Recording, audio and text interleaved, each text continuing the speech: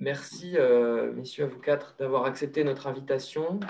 C'est un plaisir de vous avoir. Je vais commencer par un petit propos d'introduction pour resituer cette table ronde.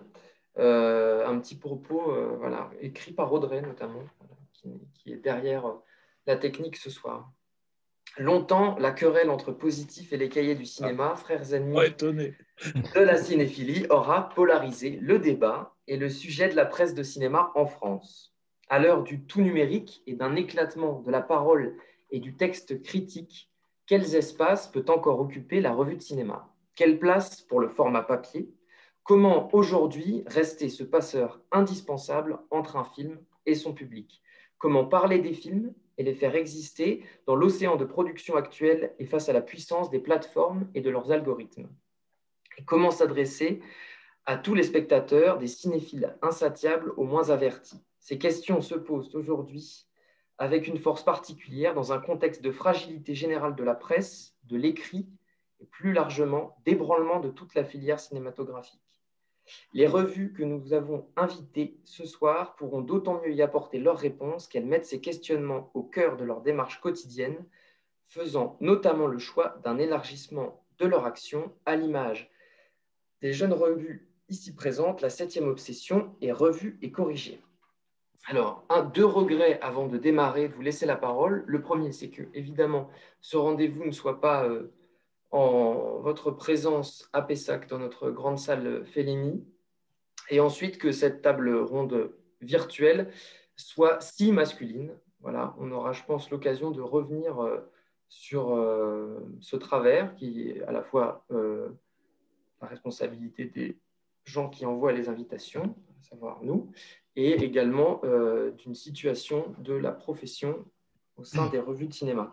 Donc, je vous présente nos quatre invités. Alain Minson, bienvenue. Vous êtes membre du comité de rédaction de la revue Positif. Oui, Marco Suzal, vous êtes rédacteur en chef des Cahiers du cinéma. Bonjour.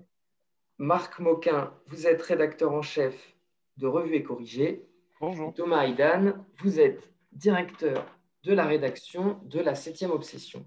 Bonsoir. Alors, bonsoir. Pour démarrer, une question assez simple, mais comment avez-vous vécu en tant que critique, rédacteur en chef, une année avec si peu de cinéma?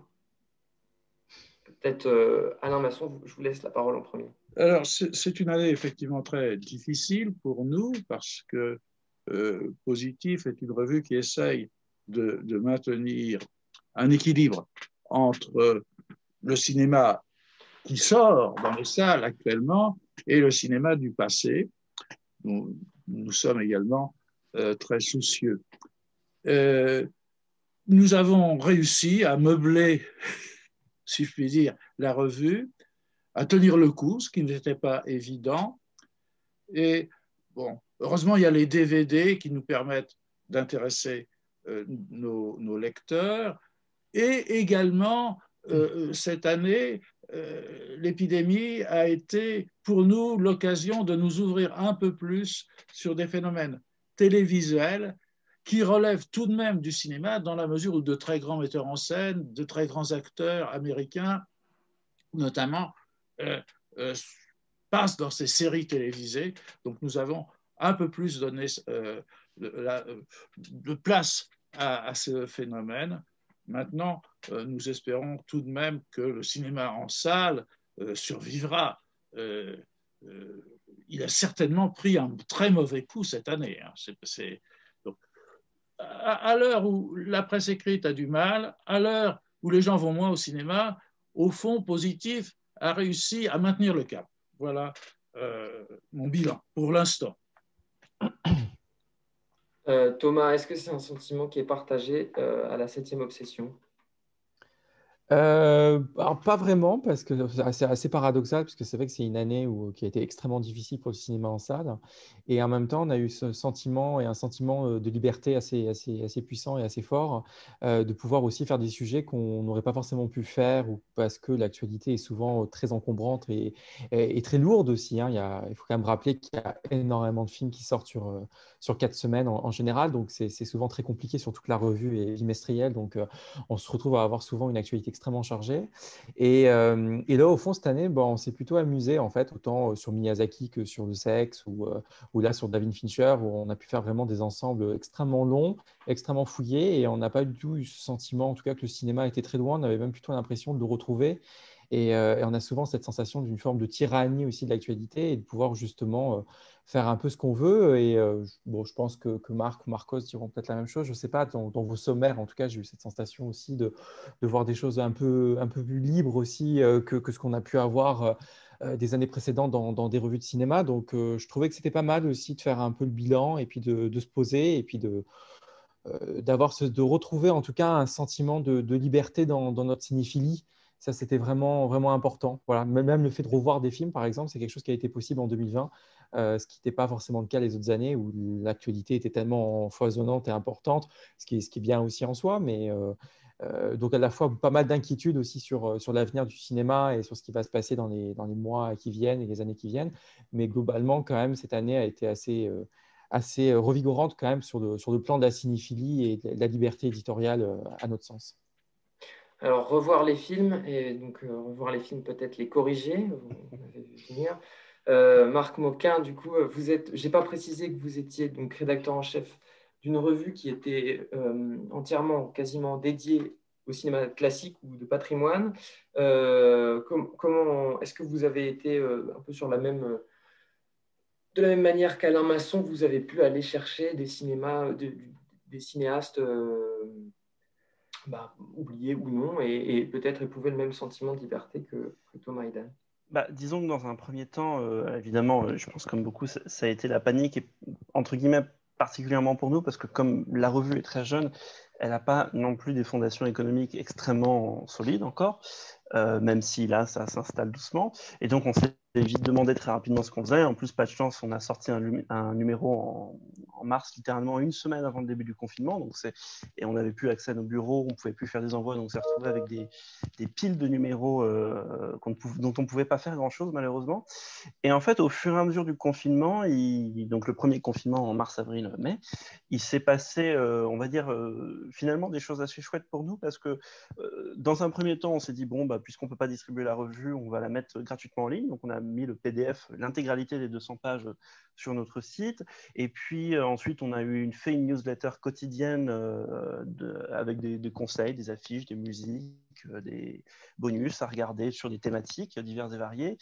Et enfin, dans un troisième temps, on a fait des lives où on rencontrait, un peu presque sur ce format-là d'ailleurs, où on rencontrait des professionnels assez liés au patrimoine, hein, des distributeurs, des éditeurs, Carlotta Potemkin, des distributions, ou d'autres médias aussi, hein, Cinématiseurs, ou Thomas de la 7e, qui justement y a participé.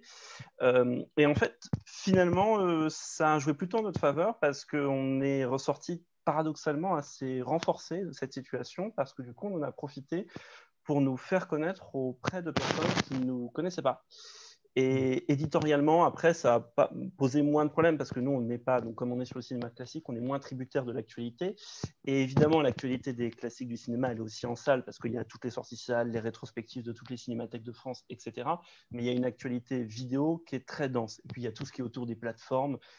Et ça n'a pas manqué d'actualité, la plateforme de la Cinémathèque ou d'autres. Donc, finalement, je pense que je fais partie presque des chanceux. Et du côté des Cahiers du cinéma, Marco Suzal, donc les Cahiers du cinéma, c'est la revue qui est créée en premier, parmi les 4 revues qui sont représentées ici ce soir, en 51. Et en même temps, c'est aussi, on a le sentiment, vous êtes l'équipe la plus jeune, puisqu'installée depuis le printemps, avec votre rédaction à la tête des Cahiers du cinéma. Donc c'est une année qui est forcément particulière à multiples faces, de bien des manières pour vous, Marco Suzal. Oui, c'est vrai qu'on est arrivé en plein, en plein confinement. Donc, on a dû effectivement reprendre une revue avec beaucoup de gens qui n'avaient jamais travaillé. Et dans une période très, très étrange dans la façon de travailler à distance, sans actualité dans les salles. Donc, effectivement, ça donne un sentiment de liberté aussi, comme disait Thomas, c'est-à-dire que on n'est plus les rails de l'actualité des sorties en salle n'est plus notre repère principal, donc on peut se donner d'autant plus de liberté pour aller dans d'autres champs.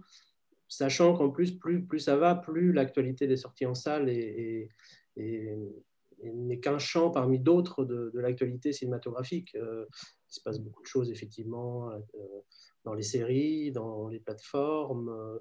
Nous, on a tenu, une des premières choses qu'on a faites avec cette nouvelle rédaction, c'était d'accorder plus de place aux DVD, aux livres. C'était un projet que nous avions de toute façon. Et effectivement, les circonstances ont fait qu'on a développé d'autant plus cet aspect-là.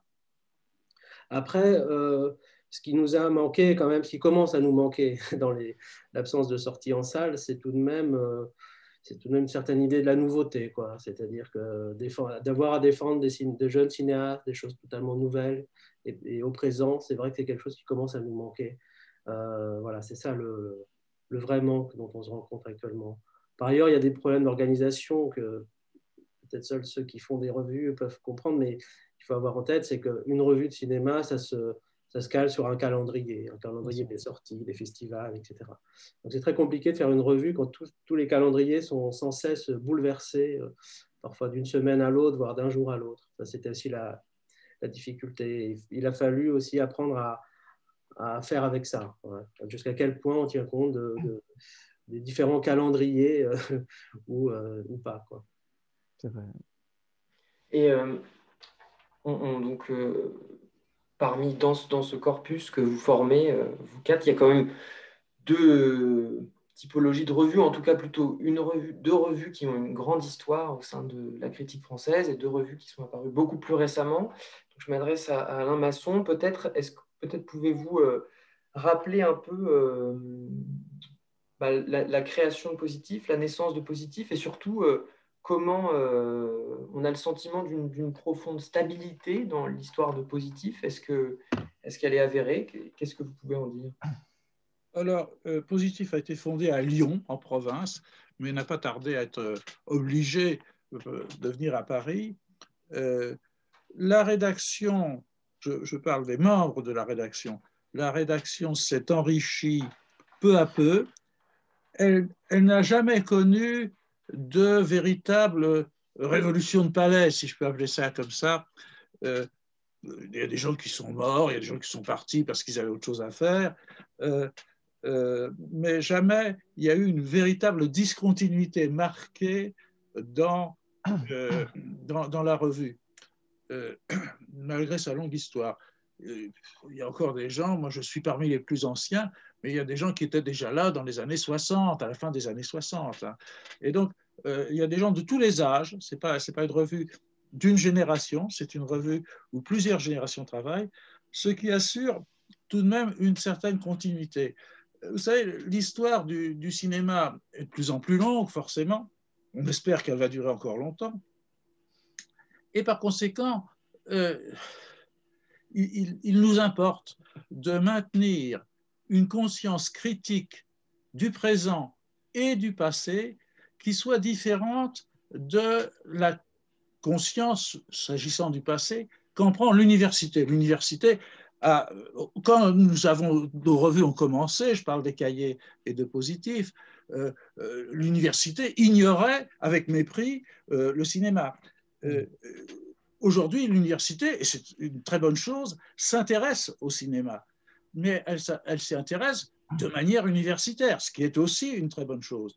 Je crois que nous avons en commun, d'ailleurs avec d'autres revues, parmi les gens qui sont avec nous, l'idée de maintenir une conscience critique, qui n'est pas une conscience universitaire, à l'égard du passé du cinéma, de considérer ce passé comme présent et non pas dans un concept historique des choses. Et donc, c'est ça qui fait, je crois, chose qui m'avait séduit profondément quand j'ai décidé de m'intéresser à la critique de cinéma, c'est il n'y a pas de revue d'art qui parle à la fois de Fra Angelico et des plasticiens contemporains. Il n'y en a pas. Alors que le cinéma, c'est tout le cinéma qui nous intéresse. Oui, c'est une constante, enfin, je veux dire, c'est une caractéristique qu'on retrouve dans vos quatre Absolument, revues. absolument. L'intérêt justement pour à la fois une forme d'actualité cinématographique et puis Oui, couvrir l'actualité du passé. Le passé est actuel. Les films de Griffiths ne sont pas des vieux films, ce sont des films géniaux, point final. je voulais dire une actualité des sorties cinématographiques et évidemment le caractère actuel de films de répertoire ou de patrimoine ou de films classiques. Et c'est d'ailleurs là, sur ces films-là que vous avez construit une revue, Marc Moquin, qui est assez récente, elle est née en 2018, c'est ça? Exactement, ouais. Et vous évoquiez la problématique financière de la création d'une revue de cinéma aujourd'hui, avec, on l'a vu il y a peu de temps, un appel à la souscription, enfin je veux dire un crowdfunding que vous avez lancé. Est-ce que vous pouvez nous raconter un peu bah, cette aventure de création qui a été la naissance de Revue et Corrigé? Bien sûr. L'idée de Revue et Corrigé, elle est née au Festival de Cannes en 2017 parce que on discutait avec plusieurs amis, plusieurs proches, et comment dire, à l'époque, alors on venait pas, aucun de nous ne venait de la presse papier, mais on manifestait tous le même enthousiasme pour les films classiques, films de patrimoine, appelez ça comme vous voulez, mais moi non plus je suis pas très confortable avec ces expressions-là, mais bref. Et même si c'était même si, comment dire, ce sont des cinémas qui sont couverts par à peu près toutes les revues, parce que toutes les revues, en effet, et le font assez bien d'ailleurs, essayent d'annihiler les frontières qui entre passé et présent.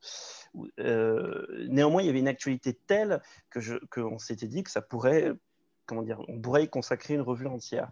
Et donc est né un an plus tard à peu près Revue et Corrigé, qui suit du coup l'actualité de ces distributeurs de patrimoine, éditeurs, plateformes, etc., enfin dont j'ai déjà parlé, et qui est une revue qui s'est vraiment créée un peu de pas grand-chose, donc on venait vraiment pas du tout du papier, pas du tout de la critique des revues.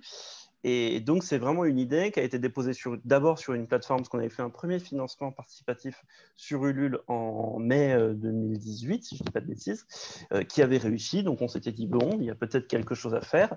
Mais c'était maintenant il y a 2 ans et demi. Et à l'époque, vraiment, on ne savait vraiment pas où nous emmènerait cette aventure. Donc, c'est une revue qu'on a travaillée en apprenant en même temps. Vraiment, j'insiste vraiment sur le fait qu'au début, on n'y connaissait vraiment pas grand-chose. Donc, on s'est alimenté des autres revues, on s'est alimenté des conseils, des critiques qui ont été formulées ça et là pour s'affiner au fur et à mesure. Donc maintenant, on est au 9e numéro. C'est un trimestriel, ça fait 200 pages, je précise. Et donc, voilà, aujourd'hui, là, on essaye d'acquérir une nouvelle stabilité, d'où un second financement participatif. Encore que ce n'est pas tout à fait un financement, c'est des préventes d'abonnements, parce que le but, en fait, c'était vraiment de profiter d'une plateforme, en l'occurrence KissKissBankBank, et une autre plateforme de financement, pour étendre notre socle d'abonnés, en fait, pour grandir un peu, tout bêtement. Et c'est un des enjeux qu'on a actuellement, c'est de grandir un peu, c'est de nous développer, de permettre de toucher de nouveaux lecteurs, de nouvelles lectrices, et si possible, partout en France. D'accord, ouais.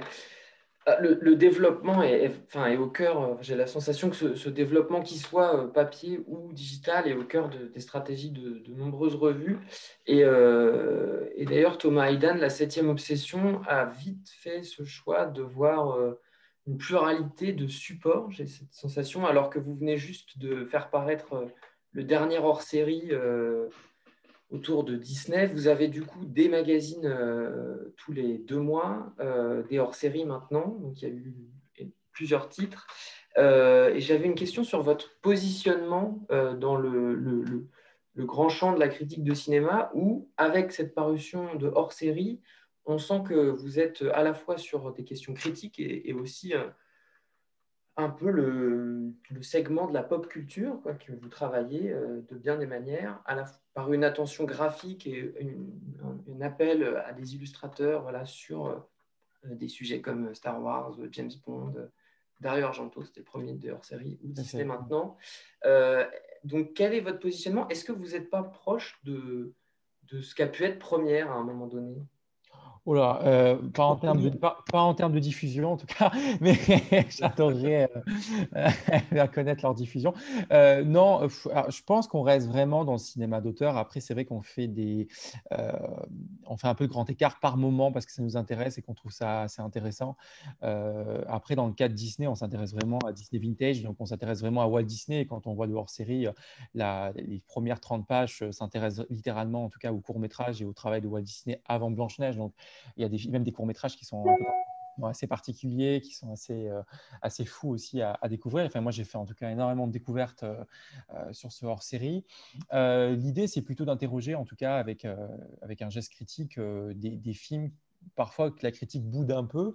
Moi, je me rappelle que Serge Danet, dans les années 80 ou 70, faisait parfois des très beaux textes sur des films très populaires, qui étaient des films qui parfois étaient méprisés aussi par certains de ses collègues. Et je trouvais intéressant aussi parfois d'avoir un regard tout à fait intelligent et intelligible, même sur des films qui ont été extrêmement vus ou même sur des phénomènes populaires. Mais on reste quand même dans la critique. On n'est pas dans la story, on n'est pas dans l'anecdote. On est vraiment aussi dans une forme de contre-histoire aussi et toujours dans cette idée d'aborder l'histoire du cinéma et d'avoir un regard aussi critique et intéressant sur toute l'histoire du cinéma en général. Donc c'est pour ça, voilà, je crois qu'on part à la fois du cinéma d'auteur et par notre regard sur le cinéma d'auteur et notre passion pour le cinéma d'auteur et l'esthétique qui en découle, par moment, ça nous intéresse aussi d'aller sur du Star Wars, d'aller sur du James Bond et d'aller se demander, ben voilà, c'est quoi ces films, qu'est-ce qu'on peut en retirer, et d'essayer de faire une sorte de généalogie et de raconter quelque chose de critique autour de ça. Mais c'est un gros chantier, parce que sur James Bond, c'est énormément de films et il y a souvent aussi parfois même des grands metteurs en scène ou même des grands cinéastes ou des grands scénaristes ou des grands chefs-op qui ont pu participer à ces films-là. Donc c'est voilà, là aussi ça nous intéresse de voir un petit peu tous ces gens qui sont allés finalement sur des formats beaucoup plus populaires et beaucoup plus mainstream. Là aussi il y a des choses à dire. Donc voilà. Oui, mais enfin, je veux dire, c'est tout à fait louable de traiter de ces films-là en profondeur et également de manière graphique. Et Bien sûr. c'était plutôt là voilà, le centre de ma question, puisqu'en parallèle de la septième obsession, vous avez développé une activité d'édition à travers Aidon, je crois que Tout à c'est fait. comme ça qu'il Aidon, s'appelle. tout à fait. Aidon, Ouais. Qui vise, j'imagine, aussi une extension du lectorat ou une autre manière de raconter le cinéma, peut-être. Alors, c'est un autre lectorat. Alors, il est beaucoup plus mineur que celui de la revue parce que je pense que le lectorat, en tout cas, de vente de livres de cinéma, est beaucoup plus minime que celui d'un magazine ou d'une revue. C'est vrai qu'on bénéficie énormément quand même, quoi qu'on en dise, de la situation de la presse, on bénéficie quand même du pouvoir de la force de frappe aussi des marchands de journaux et des kiosques. Mais l'idée, c'est vraiment aussi pareil d'être sur plusieurs supports, d'être un peu partout, de ne pas toujours se cantonner en tout cas au magazine. On a lancé avec Sens Critique d'ailleurs en mai dernier, on avait fait aussi en juin sur le festival d'Annecy, en mai c'était sur le festival de Cannes avec à travers une revisite des 12 meilleures palmes d'or, je crois, avec Xavier Le Herper. Et donc l'idée c'était un format vidéo, donc c'était encore un autre format. Donc l'idée c'est de mélanger les formats, mélanger les supports et puis proposer aussi en tout cas des contenus enrichissants et intelligents et toujours en tout cas faire vivre la critique de manière différente et pour toujours toucher des publics différents. Ça nous semble en tout cas hyper important, surtout aujourd'hui. On ne peut pas non plus se contenter que simplement au magazine papier, même si évidemment ça reste quand même le navire amiral et que c'est hyper important et ça le reste encore. Voilà. Mais je tiens à préciser qu'au cours quand même de cette discussion, on nommait une part de la critique qui est celle des quotidiens et qui est très importante, qu'il n'y a pas toutes les revues de cinéma autour de cette table, ni le cinéma de genre avec Mad Movies, ni SoFilm. Enfin, je ne vais pas me lancer dans une longue liste, ni des revues plus savantes comme peuvent l'être Trafic, Débordement ou autres. Et j'avais une question à ce sujet pour vous, Marco Suzal. J'ai été très agréablement surpris dans le dernier numéro des Cahiers du cinéma de trouver un article qui parlait d'autres revues qui s'intéressaient au travail de vos confrères et consoeurs. En l'occurrence, il s'agit de la nouvellement créée Bling Blanc, de Débordement et d'images documentaires. Ça, ce serait la première partie d'une question sur qu'est-ce qui a pu susciter cet intérêt. Et la deuxième partie, c'est les Cahiers du cinéma ont eu une activité d'édition assez importante qui s'est un petit peu tarie. Est-ce que vous comptez la reprendre? Alors, la réponse la plus rapide, c'est la seconde. Donc, oui, on compte reprendre. On a même repris avec des rééditions. Là, on a réédité des livres sur Rohmer, c'est ça? Sur Rohmer, oui, des scénarios de Rohmer et un recueil de textes de Rohmer qui est le goût de la beauté. Donc, on compte continuer à faire des rééditions, mais aussi bientôt des ouvrages. Ça, on compte, ça repart doucement parce que publier des livres aujourd'hui, c'est plus comme dans les années 80, même 90. Il y a un marché beaucoup plus réduit. Mais ça nous semble important de continuer cette activité-là. En ce qui concerne les articles sur les revues, oui, on l'a fait à plusieurs reprises. Notamment, il y a eu un article sur Bling Blanc quand il y a eu le premier numéro. J'avais fait aussi un texte sur une revue qui s'appelle Apache, qui sont des nouvelles revues. Voilà, c'était saluer la naissance de nouvelles revues.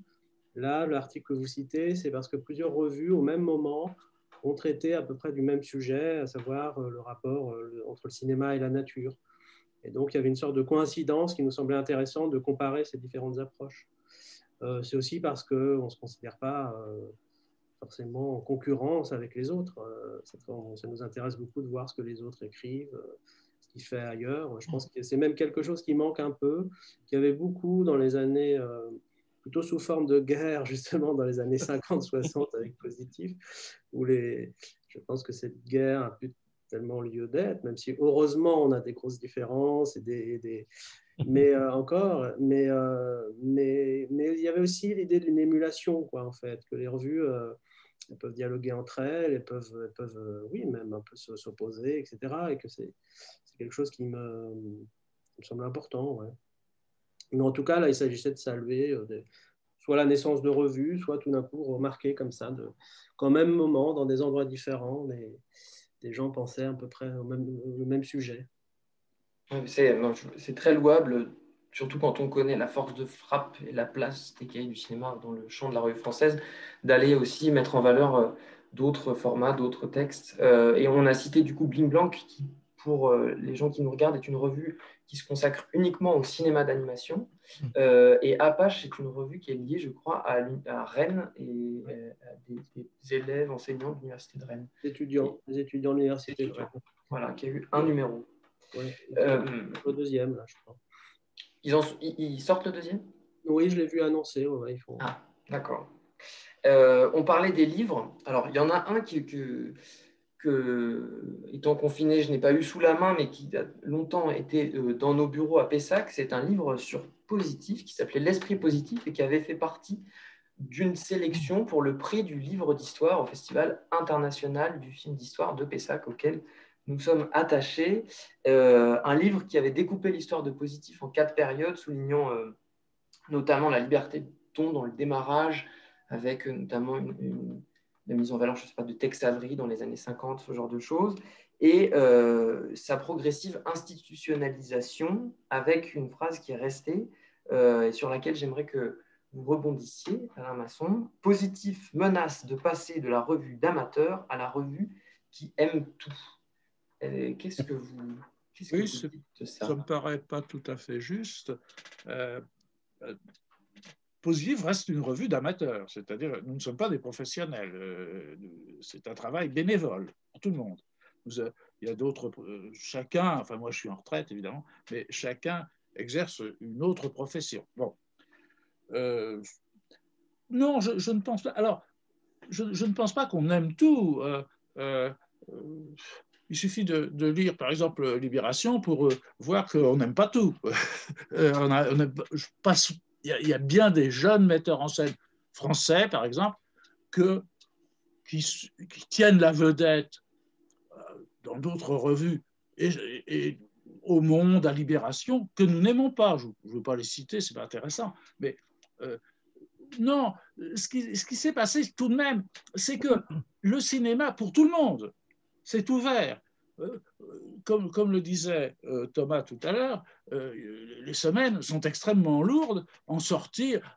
Quand j'ai commencé à écrire, les films chinois n'existaient pas en France. Enfin bon, maintenant, on est obligé de s'interroger. on a le plaisir de s'intéresser au cinéma chinois, qui est d'une grande importance. Les films iraniens, il n'y en avait pas. Donc, alors effectivement, on aboutit à des sommaires un peu pléthoriques. Alors, d'un autre côté, il est vrai que quand ça m'arrive de revoir un vieux numéro de Positif, parce que je cherche un article de ces remarquables critiques qu'ont été Benayoun, Tailleur, Gérard Legrand, etc., qui ont disparu maintenant, je tombe sur de longues pages consacrées à des metteurs en scène qui sont aujourd'hui complètement oubliés. Mais qui peut-être demain reviendront à la surface. C'est très difficile. Non, je ne pense pas qu'on puisse... C'est vrai que par rapport à la première période de Positif, où on n'aimait presque rien quand même, et il faut se souvenir du fameux article tant vilipendé, à juste titre, sur quelques metteurs en scène trop admirés, où il y avait Fritz Lang, Hitchcock et Hawks quand même. Je veux dire, bon, tout le monde peut se tromper, mais là, l'erreur était tout de même un petit peu énorme. Bon. Elle tenait d'ailleurs à des considérations politiques ou pseudo-politiques qui ont, je crois, assez largement disparu de l'horizon de nos revues, dans la mesure où toutes ces revues, mes collègues me contrediront peut-être, sont plutôt d'une gauche pas révolutionnaire, enfin bon, pas non plus totalement social-démocrate. Enfin, il y a une idéologie de gauche qui règne. Alors qu'à l'époque de la guerre d'Algérie, parce qu'il s'agissait de ça, il y avait la rivalité entre les cahiers et Positif avait une teinte politique tout de même. On s'accusait mutuellement. Cela dit, le mot guerre est certainement excessif. Ces gens-là se retrouvaient sur les bancs de la Cinémathèque ou au Festival de Cannes sans échanger des coups de poing, ni des coups de couteau. Et je pense que notre accord se fera là-dessus. Il est bon qu'on soit en désaccord. C'est nécessaire. Autrement, il y a besoin d'une seule revue. Je veux dire, si on est d'accord sur tout, ce n'est pas la peine de faire de nombreuses revues. Il y en a de nombreuses, souvent éphémères. Alors, il est vrai que Positif, c'est un peu assis en souhaitant sa pérennité. Le côté surréaliste, le côté un peu gauchiste, etc., ça a disparu. C'est vrai. Mais ça ne reste pas, ça n'est pourtant pas une revue où on aime tout ça, c'est sûrement faux. En tout cas, vous aimez beaucoup le dernier film du réalisateur iranien Mohamed Rasoulov, dont vous signez un très beau papier dans le dernier numéro. Voilà, sur c'est un film génial. Pas, qui du coup n'est pas sorti. Il va sortir, mais alors c'est retardé, évidemment. Une particularité de Positif sur laquelle j'aimerais m'attarder, c'est les beaux et denses dossiers qui habitent les pages de Positif chaque mois et dont les thèmes sont extrêmement variés. Certains résonnent avec l'actualité. Le dernier en date, la comédie sociale à la française, devait résonner avec certaines sorties de films. Vous avez fait un dossier sur le cinéma virus, Contagion et pandémie à l'écran, Être une actrice française en 2020, bilan d'une décennie créativité du cinéma chinois, et d'autres qui s'affranchissent en revanche beaucoup plus des modes, des tendances, redécouvrir Robert Mulligan, Blake Edwards et compagnie, La justice et les procès, Buster Keaton, une poétique de l'espace. Alors, comment est-ce que vous choisissez ces dossiers-là et pourquoi à la fois une telle diversité et quand même un tropisme pour le cinéma classique américain? Classique américain, oui, largement, c'est vrai. On peut prononcer des phrases du genre « j'aime bien la peinture, mais je n'aime pas la peinture italienne », « j'aime bien la musique, mais je n'aime pas la musique allemande », « j'aime bien le cinéma, mais je n'aime pas le cinéma américain ». Tout le monde sait que ces phrases ne veulent rien dire, c'est des contradictions in adjecto. Bon. Alors, la diversité des revues, oui, la diversité des dossiers, c'est un sujet intéressant. Je crois que d'abord, il y a notre souci, effectivement, des classiques. Et la plupart des grands classiques sont tout de même américains. Enfin bon, on a fait également un dossier sur Naruse, Mizoguchi et Ozu. Par exemple, on comparait ces trois metteurs en scène géniaux. L'autre versant, en dehors du classicisme, enfin, j'aime pas le mot, je ne crois pas qu'il y ait beaucoup de classicisme au cinéma. Bon. Mais l'autre versant, c'est de toucher un peu à l'actualité. La critique de cinéma n'est pas une critique, elle ne sera jamais, je crois, une critique complètement esthétique.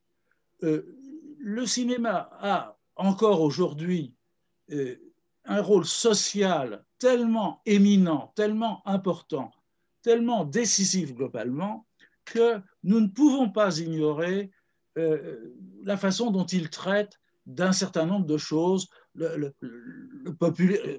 J'ai dirigé moi-même un dossier sur le populisme, par exemple, qui ça me paraissait intéressant disons, carrément de dénoncer le populisme. Bon, ça donne lieu. Je veux dire, le cinéma n'est pas, c'est pas la musique. Hein. Bon, ça touche directement les spectateurs et ça les touche sociologiquement. Donc, je crois que dans les dossiers, nous essayons de toucher à ces deux aspects, l'aspect esthétique, quand on parle de Buster Keaton, personne ne peut le nier, et l'aspect sociologique, sociopolitique, disons. Il y a une politique dans le cinéma, c'est clair, et il faut en tenir compte.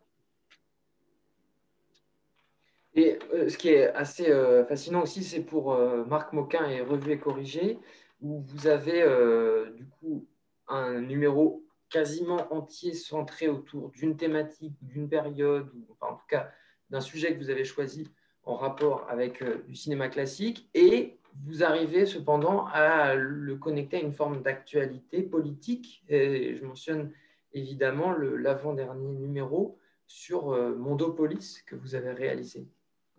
Oui, après quasiment, pas forcément. Grosso modo, la revue est découpée en 3 chapitres, hein, 3 tiers, même si le dossier est toujours un peu long. Donc il y a un grand dossier, un cahier critique qui est somme toute assez conventionnel, et une dernière rubrique un peu entre guillemets, c'est pas très élégant de le dire, mais un peu fourre-tout. Il y a plein de chapitres différents qui permettent d'aborder le patrimoine sous des axes complémentaires. Mais bref, pour revenir sur le grand dossier, oui, il y a cet aspect-là qui est que globalement, tous les dossiers qu'on a fait, ce qui fait la couverture de la revue, on a essayé qu'ils soient d'une manière ou d'une autre liés à une actualité qui soit culturelle, politique ou autre. Le seul faisant exception, à la rigueur, est le tout dernier sur la musique de film, parce que c'est un truc qu'on voulait faire depuis très longtemps. Il n'y a pas d'actualité particulière autour de la musique de film, mais là, les planètes s'étaient alignées pour qu'on puisse faire un beau numéro sur ce sujet. Pour revenir donc sur la police, oui, c'est un sujet qui traînait, et pourtant, c'est aussi en même temps un truc qui a été fait un peu au dernier moment. C'est-à-dire que la revue a beau être trimestrielle, et ça a beau être entre guillemets des gros pavés, c'est une revue qui est quand même un peu faite du jour au lendemain, je ne devrais pas le dire comme ça, mais qui est un peu improvisée d'un numéro sur l'autre, donc les sujets varient rapidement. À la base, sur le numéro où on a fait sur la police, ça devait être quelque chose de radicalement différent, qu'on fera finalement plus tard. Et finalement, au dernier moment, on s'est dit, bon, il y a une série de films policiers ou qui sont liés à la police qui vont sortir à la rentrée. Il y avait Un pays qui s'y stage de David Dufresne, il y avait Bac Nord qui devait sortir là, il y avait le film d'Olivier Marchal ou d'autres qui renvoient ou qui continue des images de la police, et donc on se disait qu'il y avait ce travail à faire sur l'évolution de l'image de la police, grosso modo de l'après-guerre, on ne traite pas d'avant, de l'après-guerre jusqu'aux années 90 et 2000. Et là, oui, ça se percutait particulièrement bien avec l'actualité politique, quoi. C'était idéal. Et en plus, il y a toujours ce truc qui est que la police reste un sujet de cinéma d'une densité, je veux dire, c'est vieux comme le monde, c'est vieux comme le cinéma. Il y a de la police au cinéma depuis quasiment toujours. Donc ça permet d'approcher quasiment des cinématographies très différentes, même si là on s'est concentré sur, entre guillemets, des grandes cinématographies, hein, donc Italie, Hong Kong, France, États-Unis, ce genre de choses. Mais ça permet quand même de naviguer dans des horizons de cinéma différents et de retomber sur ses pattes en matière d'actualité. Ouais, je précise que du coup, le film d'Olivier Marchal que vous citez, c'est Bronx et qui est sorti directement sur Netflix. Et effectivement, la police apparaît au cinéma dès ses débuts avec Méliès. Les policiers prennent une leçon d'anglais, je crois. Voilà, depuis ses débuts. J'aimerais bien aborder cette thématique-là avec vous aussi, Margot Suzanne, parce que j'ai le sentiment que les cahiers du cinéma, vous avez sorti un nombre limité de numéros depuis votre arrivée, mais vous avez, comme d'autres revues, abordé cette thématique des images policières un peu à bras-le-corps, et aussi peut-être que c'est dû à un intérêt particulier des rédactrices et des rédacteurs des cahiers pour les différents régimes d'images dont il s'agit d'interroger le sens, la fabrication. Est-ce que vous pouvez revenir sur voilà, cette proximité avec l'actualité et particulièrement avec la question de filmer les violences policières? Et alors, bon, ça rejoint la question de la politique. Elle a toujours été très présente au cahier, peut-être même parfois de façon totalement excessive pendant les années Mao, où la revue ne parlait quasiment plus de cinéma, mais il y a toujours eu un rapport très, très fort des cahiers avec la politique. En même temps, pour moi, la politique, elle doit être. On est une revue de cinéma, donc on n'est pas une revue, on n'est pas un magazine d'actualité. Donc, ce qui m'intéresse, ce qui nous intéresse, c'est de traiter la façon dont la politique et le cinéma, et de façon plus large, les images, se rencontrent.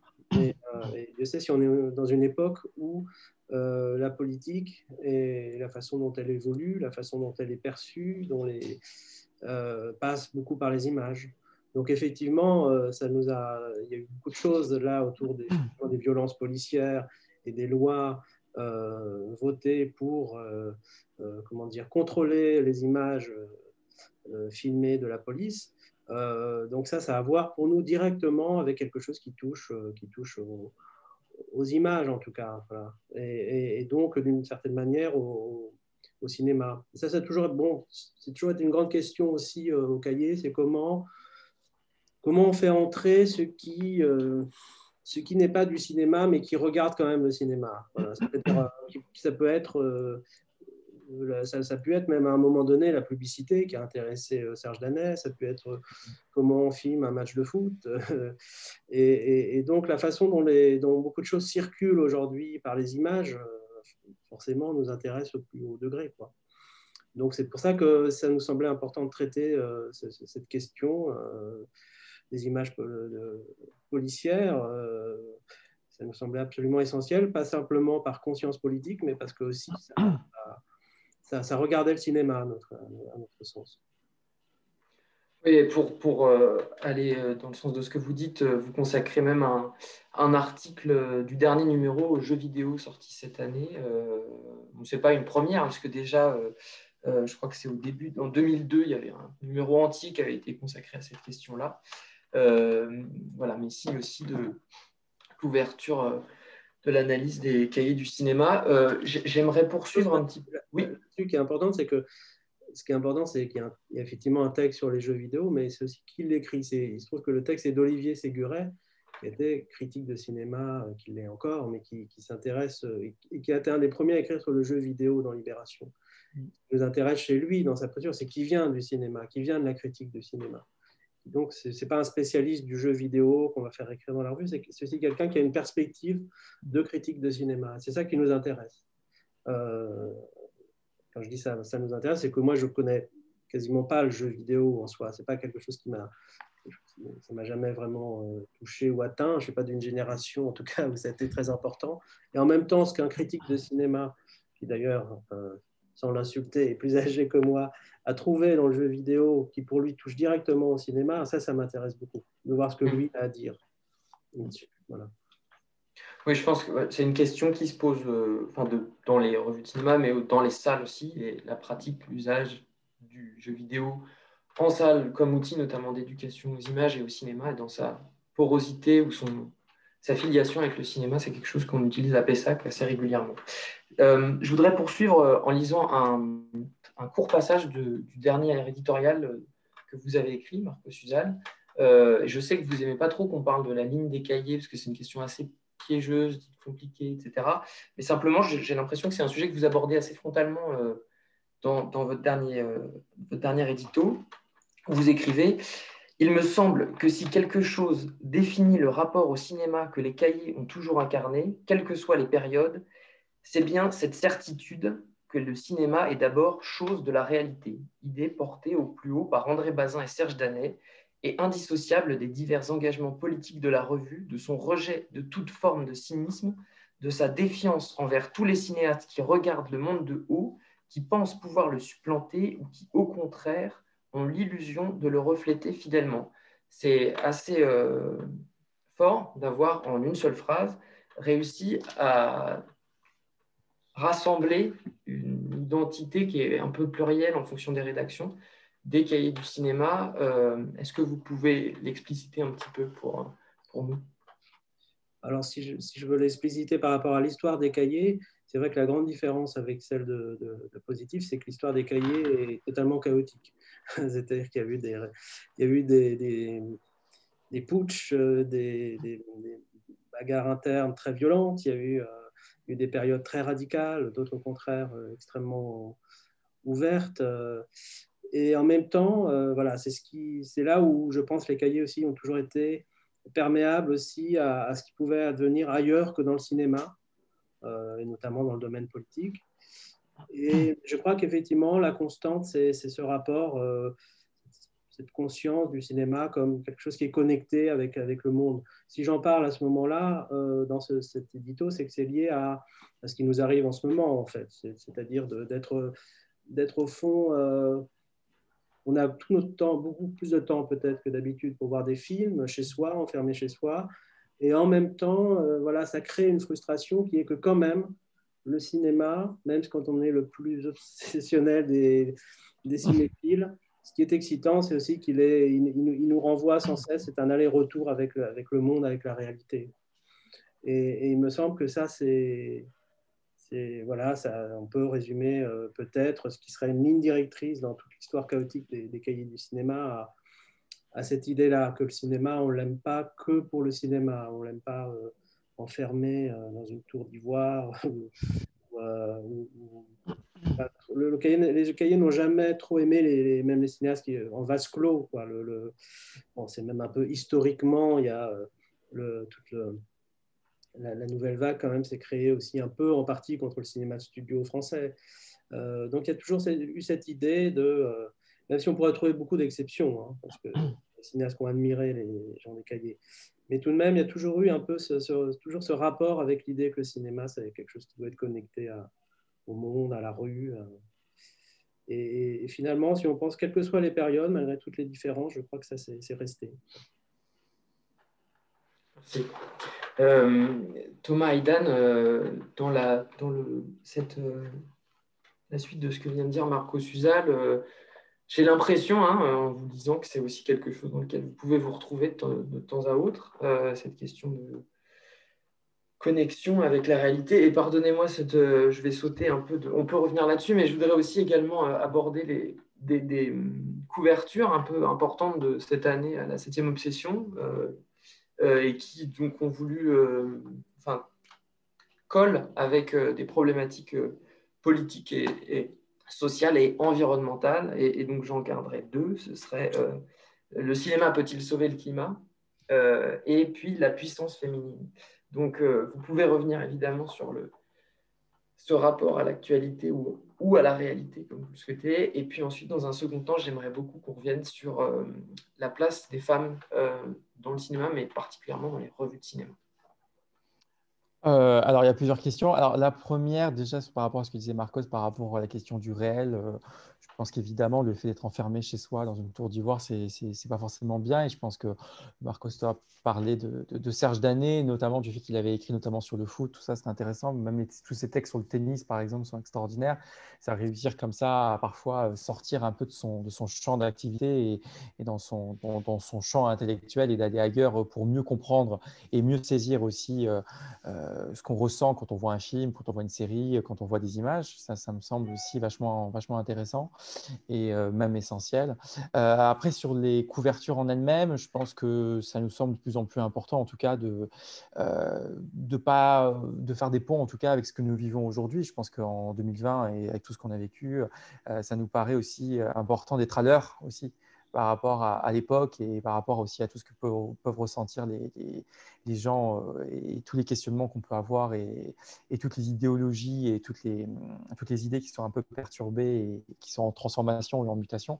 Donc, c'est vraiment important. Et quand Marc, par exemple, fait un numéro sur la police, là aussi, ça répond à l'époque. Donc, moi, je trouve ça assez génial aussi que quand des revues de cinéma, en tout cas, ne se contentent pas, en tout cas, de faire un catalogue des sorties et des sorties en salle, même des sorties tout court, mais aussi de répondre par des thématiques, par des dossiers, par des ensembles à des problématiques contemporaines. Moi, je pense que c'est même essentiel et ça fait même partie de notre travail aujourd'hui, je pense.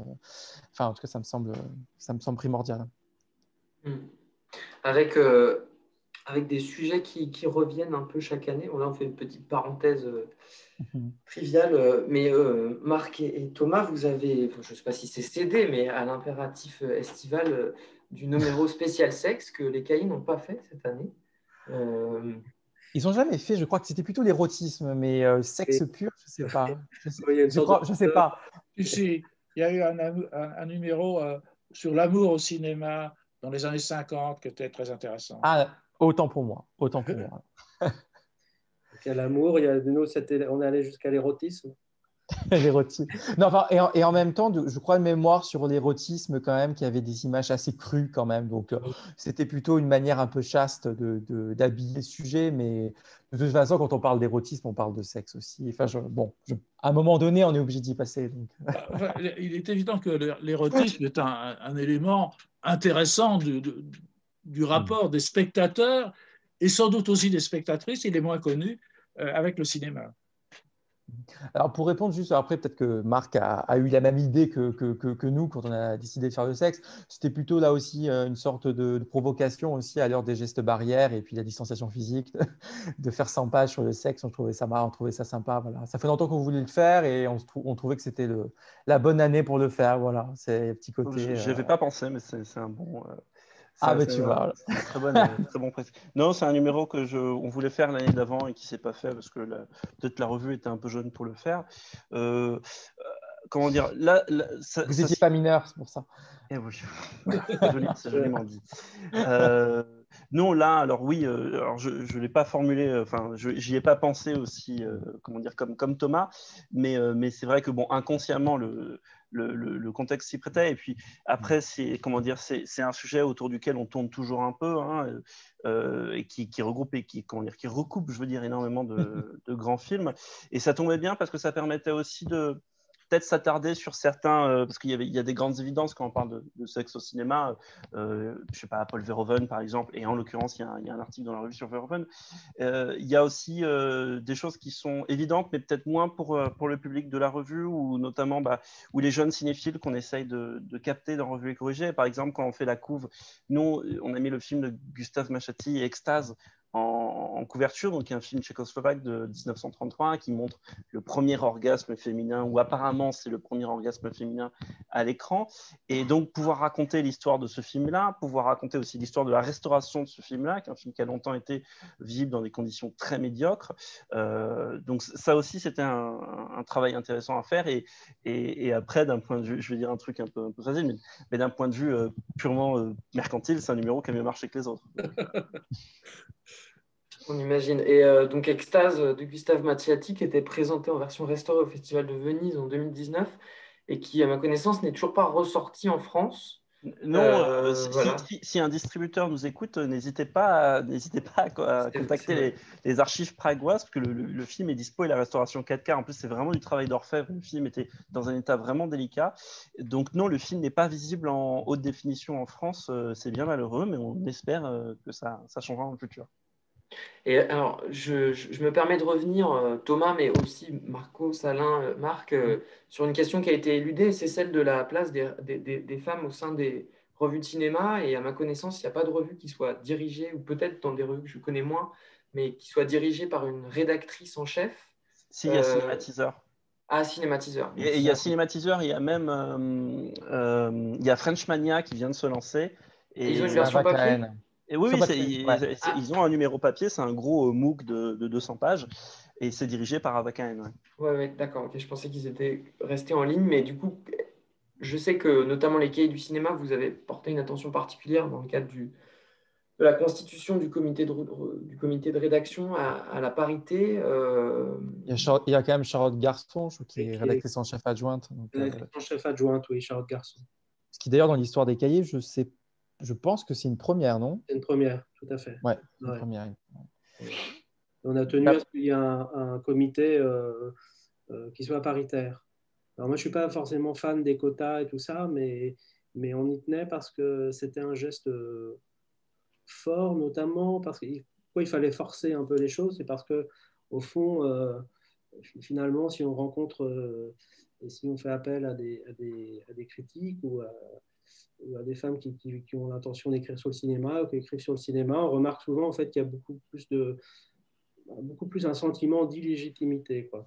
C'est très, très. Voilà, alors que les garçons n'hésitent pas à se mettre en avant et à ne pas douter d'eux-mêmes, parce que traditionnellement, voilà, alors, il y a des raisons psychologiques et historiques et sociales à ça, mais dans la critique de cinéma, traditionnellement, c'est vrai que c'est quand même très majoritairement des hommes. Donc il y avait ce geste un peu de forcer par cette idée de parité, quoi, pour aussi trouver voilà, des jeunes femmes qui ont envie d'écrire sur le cinéma. Et ça nous. Voilà, c'était important pour nous. Pas simplement comme geste, voilà, comme quelque chose qui serait visible. Ça, je pense que ça change même profondément la façon de travailler ensemble. Après, ça change pas mal quand même dans le métier, parce que moi, je suis arrivé dans le métier en 2014 et c'est vrai qu'il y avait pratiquement que des hommes aux projections de presse. Enfin, il n'y avait vraiment pas beaucoup de femmes, alors à part une Sophie Avon, par exemple, ou une Elisabeth Lecuré. Il y avait quelques exemples comme ça de femmes aussi qui avaient des émissions, qui passaient souvent à la télé, qui écrivaient dans des grands médias. Mais c'est vrai que moi, quand j'ai commencé, il n'y avait vraiment pas beaucoup de femmes. Mais là, progressivement, quand même, il y a des choses qui changent et il y a de plus en plus de critiques féminines qui ne sont pas reléguées à faire des notules, hein, qui sont vraiment de plus en plus présentes. Et ça, c'est quand même plutôt une bonne chose. Après, pour la 7e, en tout cas, nous, on ne s'est jamais trop posé la question. Ça s'est fait plutôt naturellement. La moitié de l'entreprise, enfin, vraiment, si tout service confondu, c'est la moitié, en tout cas, de l'équipe est féminine. Mais après, je pense qu'il n'y a pas eu cette idée de quota. Je pense que c'était plutôt naturel. Après, j'espère qu'un jour, ça sera entièrement naturel, qu'on ne se posera plus la question de savoir ah oui, là, il faut prendre une femme parce que c'est important, ou il y a trop d'hommes, ou il y a trop de femmes. Bon, l'idée, c'est que quand même, ça reste organique jusqu'au bout et que avant toute chose, avant de parler femmes ou hommes, on est surtout sensible à une sensibilité, à une personnalité. Je pense qu'un grand critique de cinéma, que ce soit une femme ou un homme, c'est avant tout d'abord un regard critique et une sensibilité. C'est ça la base, à mon avis. Et j'espère en tout cas qu'à l'avenir, ça sera ça et qu'on fera plus de différence entre les hommes et les femmes. Voilà, ça c'est pas la valeur, en tout cas, elle se joue vraiment, en tout cas, sur le regard et pas du tout sur le sexe, à mon avis. Oui, je comprends. Même bien qu'il faille quand même, pour l'instant, à mon avis, faire quand même Bien sûr, tout à fait. attention. Et pour Bien les sûr. jeunes femmes, comme les moins jeunes femmes d'ailleurs, au sein des différentes revues de cinéma. La question du sentiment de légitimité, elle est importante. Je pense qu'on arrivera très vite à ce que des jeunes femmes qui ont envie d'écrire se sentent aussi légitimes que des hommes, mais j'ai l'impression que ce n'est pas tout à fait le cas pour l'instant. Mais ça change très vite, je pense. Je suis totalement d'accord avec Marcos et moi je me rends bien compte quand je vais appuyer sur la de revue corrigée où je reçois les. On t'entend plus, Marc. Enfin, très mal. On t'entend plus. Non, on t'entend plus. Ah. C'est bon. Ah, c'est bon, là, je crois que c'est bon. Ok, pardon. Oui, je disais, j'étais d'accord. Non, ça disparaît. On dirait qu'il y a un truc qui se débranche, en fait. Ouais, c'est comme si tu mettais ta main sur le micro au moment de parler. Mais à la limite, on te laisse régler le problème et tu nous donnes ta sensation. Allô, là, c'est bon? Là, c'est bon. Ouais. Je touche plus à rien. Je touche plus à rien. Désolé pour ceux qui nous écoute. Geste barrière avec ton ordinateur. Exactement. Non, je disais donc oui, par rapport à ce que disait Marcos, quand je vais sur la boîte mail, le revue est corrigé, éplucher un peu, parce que donc je reçois les candidatures, enfin la boîte reçoit les candidatures et j'y vais jeter un œil. C'est vrai que je reçois une immense majorité de candidatures et de candidatures masculines. Et quand bien même l'essentiel des candidatures, des gens qui postulent pour écrire la revue corrigée, c'est des gens très jeunes, hein, et puis globalement la moyenne d'âge des gens qui écrivent pour la revue est assez jeune. Je pense pas, si on faisait le calcul général, ça emmènerait à quelque chose entre 26 et 28 ans. Mais l'écrasante majorité est masculine et c'est vrai qu'on se rend bien compte qu'il y a un gouffre en fait qui est très important et qui est compliqué comment dire, enfin c'est compliqué, oui, ça demande beaucoup d'efforts de notre part, d'autant plus que là, par exemple, pour être tout à fait transparent, tout effectif confondu, je pense que comme Thomas, je dois à peu près avoir une sorte de parité, vaguement, je pense dans ces eaux-là. Par contre, sur les rédacteurs, rédactrices, là, je le dis de tête, donc c'est à vérifier, mais je pense qu'on doit être sur du 60-40 en faveur des hommes. Donc c'est encore entre guillemets un long chemin, et particulièrement sur les classiques, parce que j'ai l'impression que sur les films de patrimoine, comme vous voulez, mais j'ai l'impression que ce problème de légitimité est presque encore plus accentué sur les grands films, en fait, ou sur les films anciens, qui font peur, en fait, je pense, pour beaucoup de jeunes. Et bon, c'est aussi, j'espère que ça sera une des forces de la revue, de aussi permettre l'émergence de nouvelles plumes, parce que toutes les plumes qu'on prend, c'est quasiment des jeunes inconnus ou des jeunes rédacteurs, rédactrices qui n'ont pas beaucoup publié ailleurs. Donc, bon, j'espère qu'on pourra tous y contribuer à notre petite échelle, quoi. C'est aussi la question de ce qu'on appelle la cinéphilie, c'est-à-dire qu'il y a quand même une maladie masculine pendant très longtemps. Ce rapport obsessionnel qui s'appelle la cinéphilie et qui a à voir aussi avec le désir d'écrire et aussi avec le rapport au cinéma du passé. Et que oui, ce rapport très particulier au cinéma qu'est la cinéphilie est encore très, très, très masculin. Nous, par exemple, on travaille avec Noémie Luciani, qui a été longtemps rédactrice pour Le Monde et le journal Le Monde. Et c'est vrai qu'elle est passionnée, par exemple, de tout ce qui est cinéma fantastique et cinéma de genre. Et elle a un regard qui est assez précis et méticuleux et même assez poétique, même sur le cinéma de genre. Et c'est vrai que quand elle était au Monde, c'était très compliqué parce que même le rapport aux attachés presse, ils ne comprenaient pas comment une jeune fille, voilà, on lui disait qu'elle était jolie, voilà, guillerette, et pourquoi elle s'intéressait au cinéma de genre qui était plutôt, finalement, ça n'intéressait que des critiques de 50 ans, macho, voilà.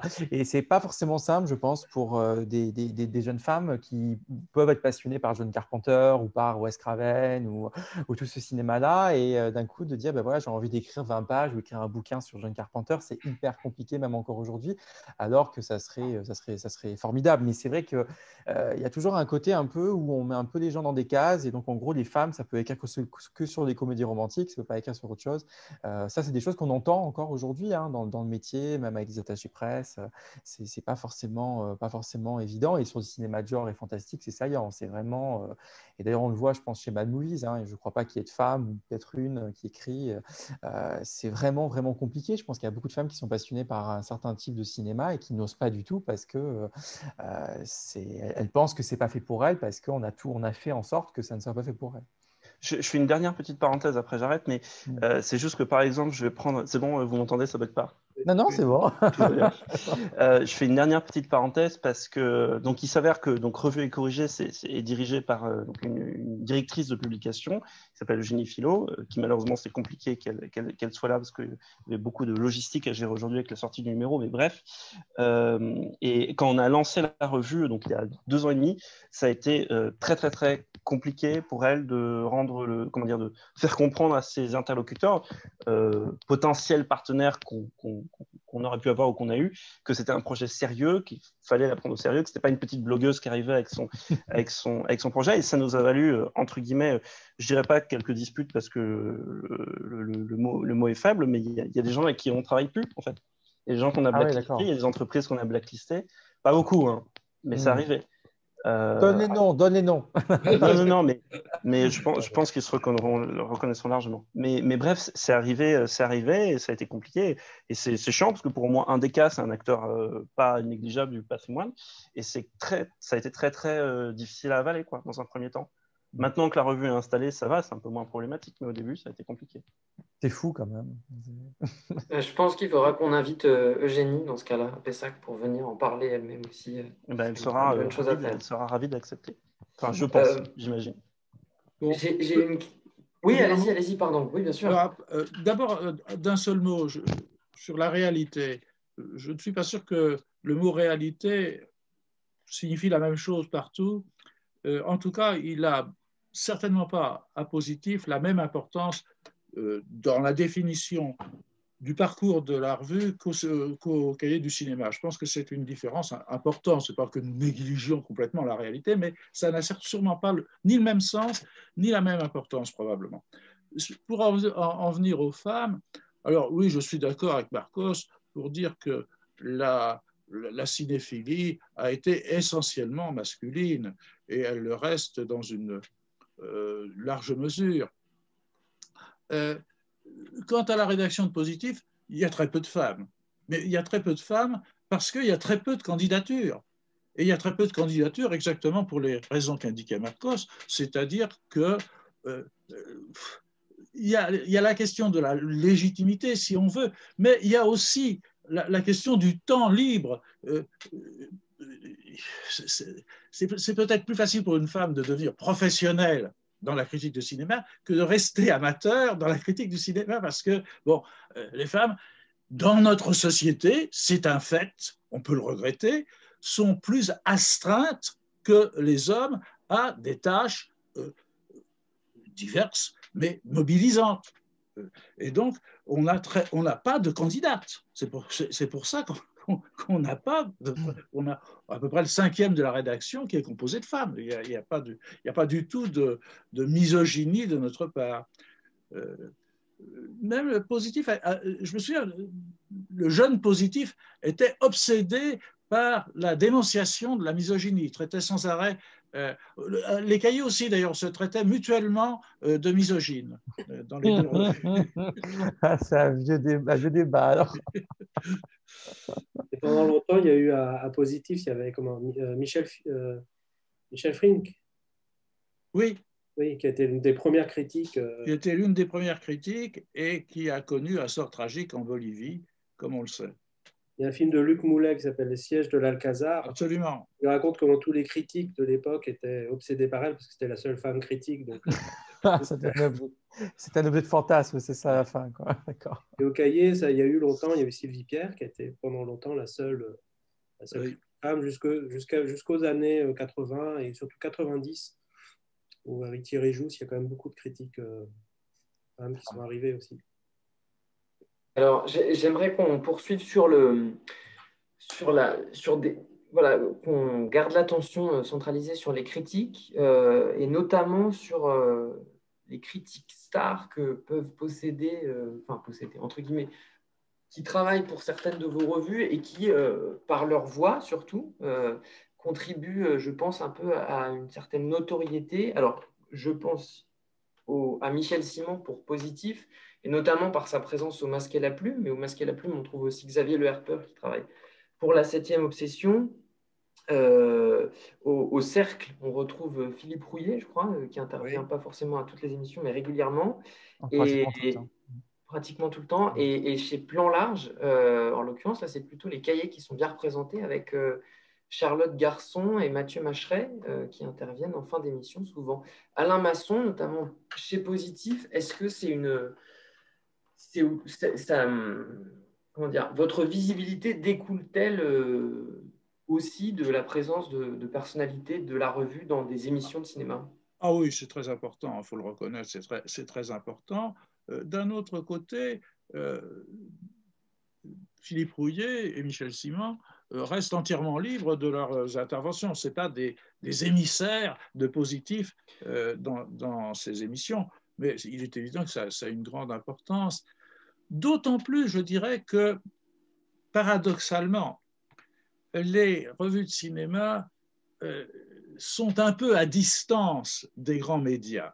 Les grands médias sont nécessairement occupés par des problèmes très contemporains, par de l'actualité, etc.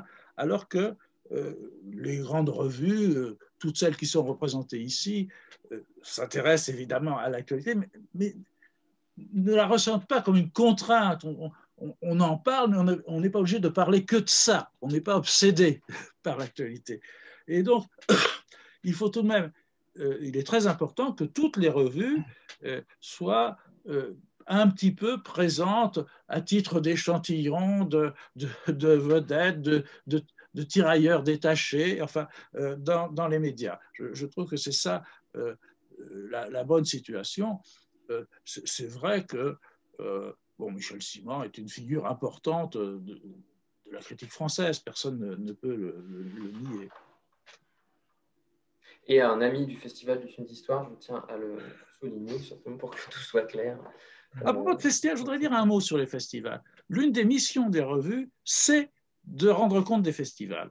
Il est très important qu'on rende compte de festivals autres que des très grands. Évidemment, Cannes, tout le monde en parle un peu, mais il faut voir comment on en parle. C'est dans les médias, par exemple. Je veux dire, c'est le tapis rouge, etc. Il est très important de parler du festival de La Rochelle, du festival de Berlin, du festival de Montpellier, etc. C'est parce que c'est là qu'on découvre les films venus de loin. C'est là qu'on a découvert les Japonais, c'est là qu'on a découvert les Chinois. Et je crois que c'est un particularisme partagé par toutes vos revues. Enfin, je crois, oui. Dans Positif et les Cahiers, vous mentionnez tous les deux la dernière édition du Cinémètre. Enfin, je parle de la dernière revue, mais même dans la 7e Obsession, vous allez aussi du côté de Strasbourg. Et alors, Marc, j'ai pas vu le dernier numéro de Revue et Corrigé, mais il me semblait qu'en plus de certainement des notes sur les festivals, vous aviez un agenda qui mettait en valeur les festivals de cinéma. C'est toujours le cas? Alors oui et non. Enfin oui et non dans le sens sur les premiers numéros, les 4 premiers numéros de la revue, on avait eu cette idée un peu farfelue de mettre un agenda papier avec l'essentiel des dates des sorties DVD, cinéma, des festivals, des rétrospectives, des institutions, etc. Donc un petit je sais pas si je mets là, mais tant pis. Un petit dépliant qui même ça pouvait se déchirer. Et ça coûtait très cher à faire. Donc finalement, on a arrêté de le faire. Et on est passé sur une version en numérique sur notre site que là, on a dû mettre en pause pour diverses raisons que je vous épargne. Mais bon, on restait quand même d'une manière ou d'une autre. On essaie de cultiver des liens avec des festivals, même si c'est plus compliqué. Parce que donc déjà, nous, forcément, c'est les festivals de patrimoine. Il y en a un peu moins. Heureusement, il y en a pas mal. Et les festivals ont souvent des sections patrimoine ou classiques. Après, on a évidemment nos grandes marottes. Hein. Pour l'essentiel des revues, souvent, bon, il y a le festival de Cannes, il y a Berlin, il y a Venise. Nous, c'est Lumière. Bologne aussi un peu. Mais le festival Lumière, et c'est pour ça que bon, un certain nombre de choses qu'on a faites dans le dernier numéro de la revue qui est consacrée à la musique de film, ce sont aussi des choses qui ont été faites au Festival Lumière. Gabriel Yared, parce qu'il était invité, Timothy Brock, qui était le chef d'orchestre du ciné-concert qui avait lieu là-bas, de la Chair et le Diable, les Dardennes, etc. Bon. Donc, et après, il y a divers festivals. Là, on espère pouvoir faire des choses avec le Festival du réel, du cinéma du réel, si tout se passe bien, on verra, ou le Festival Toute la mémoire du monde de la Cinémathèque. Donc oui, après, il y a toujours en effet, donc l'avantage c'est que les festivals permettent de découvrir des films la plupart du temps et que pour les festivals de patrimoine, ils permettent de redécouvrir des films, donc c'est tout aussi bien. Et vous mentionniez votre version numérique, enfin votre site. Et il est vrai qu'on en a parlé en début de rencontre, mais Revue et Corrigé se démarque aussi par la création de podcasts, de live vidéo, et puis la reco, c'est ça, cette newsletter qui a fait le bonheur de pas mal de cinéphiles pendant le confinement. Est-ce que vous pouvez évoquer ce virage un peu digital aussi En fait, comment dire, dans un premier temps, alors, Revue et Corrigé, le but, ça a toujours été de faire une revue de papier, ou presque, à partir du moment où on s'était dit qu'on ferait ça. Mais dans un premier temps, on avait quand même lancé un site internet pour présenter le projet, site internet qui avait la forme d'une sorte de blog, hein, sur lequel on pouvait publier des billets, etc. Et pendant, on va dire, donc après, on a fini par lancer la revue papier. Ça nous servait aussi de boutique, hein, le site. Et pendant un certain temps, on n'a jamais trop su quoi faire à part la revue. C'est-à-dire, on avait la revue, le site qui nous permettait de vendre la revue, de publier quelques articles, mais sans plus. Et en fait, en 2019, par exemple, on est resté, et je regrette un peu, on est resté un peu les bras croisés à faire notre revue et la vendre. Ce qui fait qu'on a, par exemple, le développement de la revue a eu un peu de mal en 2019.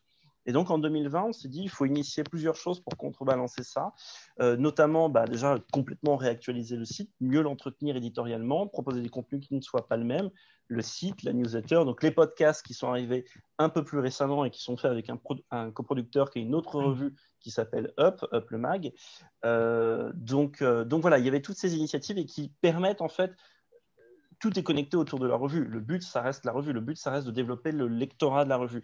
Et les podcasts, notamment grâce aux coproducteurs, permettent d'aller chercher des publics qui ne connaissent pas forcément la revue, donc permettent d'aller dégoter tout bêtement des nouveaux abonnés. Et pareil avec la newsletter. La newsletter nous a permis, genre avant, alors je ne me rappelle pas, je n'ai pas les chiffres en tête, mais avant la newsletter du confinement, qui d'abord s'est appelée Revue et Confiné, puis la Reco, on n'avait pas beaucoup, on n'avait pas des masses d'abonnés sur la newsletter. Ou alors la newsletter n'avait pas beaucoup d'intérêt à part rendre compte des promotions du moment, quoi. Je caricature un peu, mais c'était pas loin d'être ça. Et donc finalement, on a éditorialisé et tout ça crée un cercle un peu assez vertueux autour de la revue. Et vraiment, j'insiste sur sur le fait que le but final, ça soit la promotion entre guillemets de la revue. Mais voilà, tout vient vraiment de l'idée du fait que vraiment en 2019, on était resté un peu les bras croisés et que depuis qu'on a vraiment étendu revue et corrigée à d'autres formats, en fait, c'est vraiment plus pratique pour asseoir la notoriété ou développer le lectorat de la revue. Est-ce que c'est un constat que vous partagez, Thomas Aidan, sur le développement et le maintien du lien avec le lectorat, ce versant digital notamment? Je sais que vous avez un partenariat avec le site Sens Critique. Est-ce que vous pouvez nous en parler? Voilà, c'est hyper important, d'autant plus que notre lectorat est entre 18 et 35 ans, donc c'est un lectorat qui est quand même jeune et qui est évidemment sur les réseaux sociaux et sur Internet, donc c'est hyper important en tout cas d'être présent et d'être même parfois surreprésenté aussi sur ces médias-là. Maintenant, je pense que sur le digital, il ne faut pas faire tout et n'importe quoi non plus parce que d'une part, ça demande quand même vachement de moyens. Donc c'est vrai que ce qui est intéressant, c'est plutôt à la rigueur de faire ça avec un partenaire. Nous, on fait ça donc en l'occurrence avec Sens Critique et on a fait ça avec Orange. Donc, voilà, je pense que c'est plutôt sur le digital, il faut avoir plutôt des opportunités, aller faire des choses une fois que c'est vraiment intéressant de les faire et comme ça permet de garder en tout cas un lien avec le lectorat. Nous, on est bimestriel, donc c'est tous les 2 mois, donc c'est vraiment important de ne pas lâcher nos lecteurs et de leur apporter aussi parfois des contenus additionnels. On a refait notre site à neuf, on a une partie journal où on publie parfois des choses depuis mars dernier. On avait même fait, je crois, des textes pendant le confinement c'était Nicolas Tolop, mon adjoint, qui avait écrit des textes, toute une batterie de textes qui était assez intéressante et qui était assez politique aussi. Donc voilà, donc je pense que c'est important, je pense que c'est plutôt en chantier et que ça prend du temps aussi de travailler sur le versant digital. Attention quand même aussi à ne pas perdre de vue qu'à trop passer de temps sur le digital et à délaisser le print, on finit par délaisser le modèle économique aussi. Donc il faut faire attention et pas aller trop vite non plus. Moi je connais aussi certains médias qui ont vraiment limite arrêté le print et ont misé uniquement sur le digital et qui à la fin se sont pris les pieds dans le tapis et ont fini par arrêter et ça devient un peu la catastrophe. Donc je pense que c'est plutôt un bon équilibre et puis parfois, vous savez, la parole médiatique, c'est aussi c'est une prise de parole. Donc, quand on prend la parole et quand on prend la parole tous les 2 mois dans une revue ou dans un hors-série ou par des vidéos ou par un podcast, il faut que tout soit mûrement réfléchi. Voilà, il ne faut pas faire des choses aussi n'importe comment. Et il faut aussi toujours que ça reste intelligent, intelligible et pertinent. Voilà, c'est que la prise de parole ne se fasse pas de manière complètement absurde et hors de propos. Voilà, je pense que c'est vraiment important, en tout cas, d'avoir aussi cette dimension-là, de garder un équilibre en permanence et une pertinence à tout moment. Et je crois que vous prenez le temps d'ailleurs du côté des cahiers du cinéma pour toutes ces questions-là, ce développement d'un site internet qui évidemment sur lesquels vous cherchez. Moi, c'est une initiative qui m'intéresse plutôt, une initiative récente qui m'intéresse du côté des cahiers, c'est le festival, entre guillemets, que vous avez monté avec le Centre Pompidou et je ne me souviens plus du titre de... Le cinéma comme il va. Voilà, le cinéma comme il va. Et donc, ça nous amène à la question aussi du lien avec votre lectorat, mais à une autre chose aussi dont j'aimerais qu'on parle avant la fin de cette rencontre, qui est la place de la salle de cinéma. Vous avez fait en plus au cahier un numéro qui s'intitulait quand même Tous en salle. Et d'ailleurs, ça a été très apprécié du côté de l'exploitation. Et dans le dernier numéro, on peut lire cette phrase dans la rubrique top où vous dites « Nous avons décidé de compter à égalité les films sortis sur grand écran et ceux diffusés sur des plateformes ou services de streaming. » Et c'est bien normal compte tenu de l'actualité des sorties de l'année. Mais donc j'aimerais savoir comment vous vous positionnez dans cet affrontement, parce qu'on est presque là, entre les plateformes de cinéma et la salle de cinéma. Les plateformes de cinéma, les plateformes numériques, pardon, digitales et la salle de cinéma. Ben, ça dépend d'un point de vue de critique. Il est indéniable qu'il y a des choses à voir sur les plateformes. Je veux dire, y compris sur Netflix, qui a longtemps été qualifié de gros, voilà, vu comme une sorte de... Il se trouve que Netflix est en train de prendre, qu'on le veuille ou non, est en train de prendre la place d'un studio de cinéma américain. Ça devient un studio de production. Ils produisent David Fincher, entre autres, ils produisent Scorsese.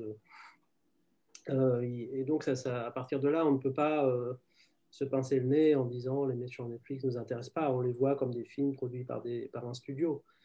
Après, il y a une question politique, économique aussi dans ce rapport entre ça et les plateformes, dont on traite d'ailleurs dans le dernier numéro. C'est-à-dire qu'il y a en France, il y a un système qui fait que pour l'instant, les remontées de recettes, il n'y a pas de remontée de recettes des plateformes au CNC. Donc, dans le contexte économique et dans le circuit de la circulation de l'argent, de comment auquel les salles participent fortement, il y a une grande injustice dans le fait que jusqu'à présent, les plateformes ne participent pas du tout à ce... Donc là, il y a une question politique, économique qui est en jeu dans ce... mais après, nous, on a à cœur à la fois de prendre en compte, bien sûr, ce qui se fait dans les plateformes, mais quand même de toujours considérer que quand même, jusqu'à preuve du contraire, le cinéma est fait aussi d'abord pour être vu en salle. Donc on peut, les choses ne sont pas contradictoires, si vous voulez. Mais voilà, donc on n'est pas du tout... vous verrez dans le prochain numéro, il y a un grand table ronde avec des exploitants, justement, qui parlent du contexte actuel. Donc on est très, très, très, très attentif à ce qui se passe en ce moment, à ce qui risque de se passer pour les exploitants. Donc ça, c'est absolument essentiel pour nous. Et en même temps, on regarde aussi ce qui est produit sur les plateformes. Et d'ailleurs, vous aurez remarqué il y a beaucoup moins de films de plateforme et de séries que de films de cinéma encore. Voilà, on n'en est pas encore au moment où il y aura beaucoup plus de choses à voir sur les plateformes que dans les salles. On en est très loin. Voilà, donc d'où, oui, tous en salle. Et outre le fait qu'il y ait un peu le sujet de l'édito dont vous avez vu un extrait tout à l'heure, qu'il y a quelque chose qui est lié à l'expérience même du spectateur, qui est quand même absolument unique dans les salles et de sortir chez soi pour aller voir un film, etc. Et pour rebondir justement sur ce que dit Marcos, et c'est vraiment intéressant, c'est que nous, on avait fait en début d'année, je crois, on avait fait un dossier de 20 pages d'entretien avec des exploitants de partout en France. Et je me rappelle de mémoire, j'avais fait quelques entretiens, que la grande crainte qui revenait souvent dans les entretiens, c'était le film des frères Safdie qui sortait sur Netflix. Et ça revenait beaucoup, cette idée de... C'était une crainte ou un regret, je pense C'était un regret et en même temps une crainte de se dire mince, Netflix maintenant va prendre des Safdie. Donc, je pense qu'ils avaient fait le deuil de Cuarón et de Scorsese. Et là, les Safdie, j'avais l'impression que c'était trop. Ils ont franchi la limite.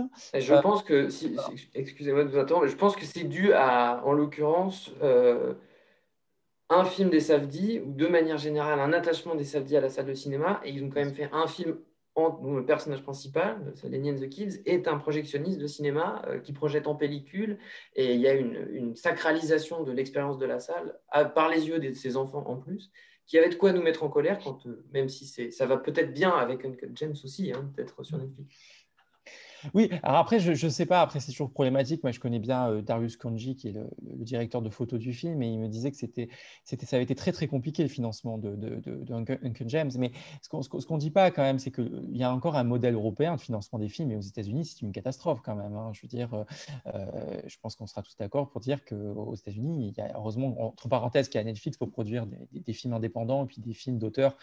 J'insiste bien sur la notion d'auteur, sans pour autant revenir sur cette politique des auteurs chez Rocaillé, mais mais je pense que c'est important aussi de se dire voilà, qu'aux États-Unis, la plupart des studios aujourd'hui ne financent plus du tout d'auteurs. Hein, c'est fini, hein, De Palma, Coppola, la plupart des grands cinéastes, hormis peut-être Clint Eastwood encore à la Warner, mais globalement, c'est fini. Donc, on se pose vraiment cette question de l'auteur et on voit que c'est Netflix qui récupère finalement cette interrogation, cette problématique.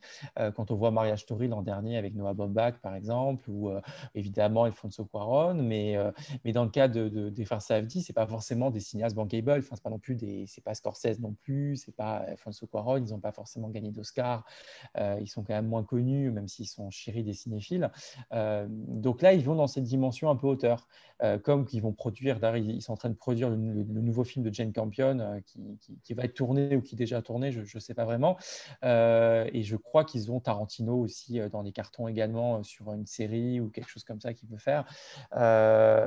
Et David Lynch également, je crois que c'est dans les tuyaux. Donc, c'est quand même, on se retrouve dans une situation où je pense que bon, Marcos, Alain ou Marc peuvent le dire, c'est quand on est très cinéphile et quand on aime les auteurs, parce que je pense que quand on est critique de cinéma, c'est d'abord aussi un amour des auteurs, et bien on se retrouve dans une situation qui est très très compliquée aujourd'hui parce qu'il y a quand même beaucoup de grands cinéastes et de grands metteurs en scène qui ne sont plus du tout financés par le circuit classique aux États-Unis, mais qui sont financés par le circuit des plateformes.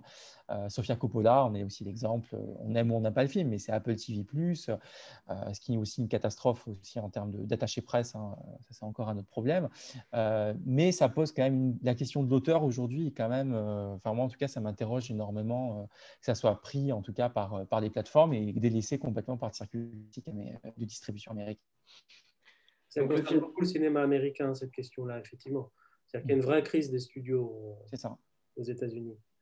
Donc Netflix prend le relais.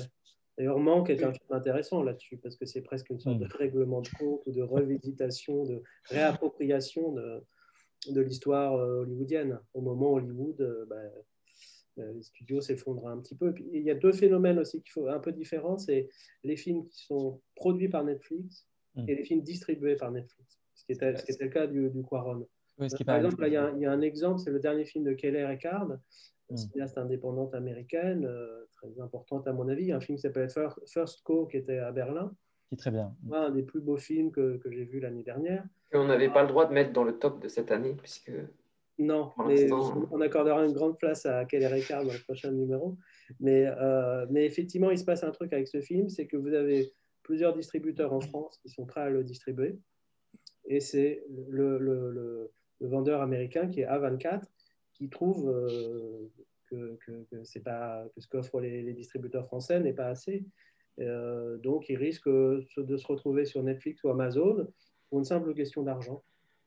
C'est-à-dire que là, il y a un bras de fer financier. C'est-à-dire que les distributeurs se retrouvent...